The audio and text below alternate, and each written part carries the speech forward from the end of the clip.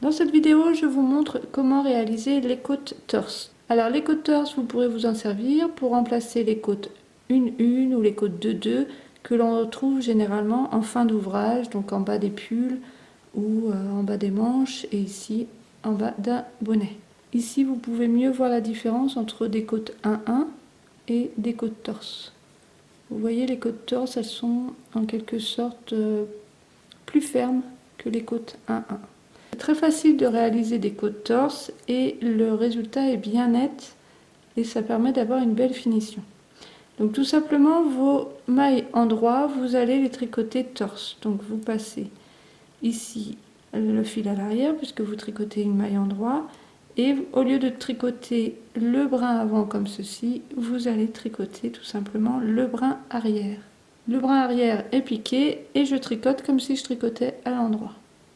Voilà, donc là j'ai fait une maille torse. Ensuite, la maille envers, par contre, je la tricote normalement au point envers. Donc je passe mon fil à l'avant et je tricote ma maille au point envers.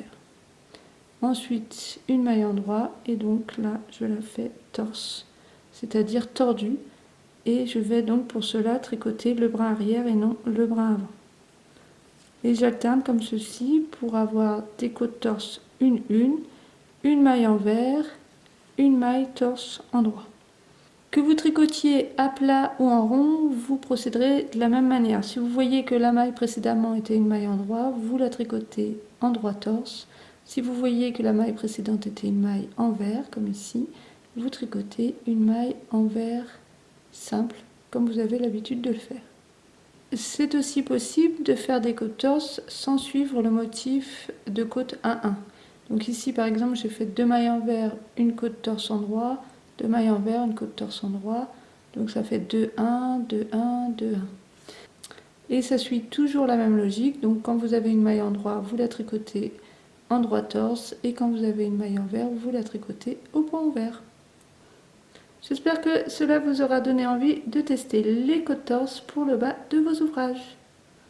Si cette vidéo vous a plu, n'hésitez pas à vous abonner à la chaîne. Je vous invite aussi à rejoindre la Tricothèque, vous trouverez le lien sous la vidéo.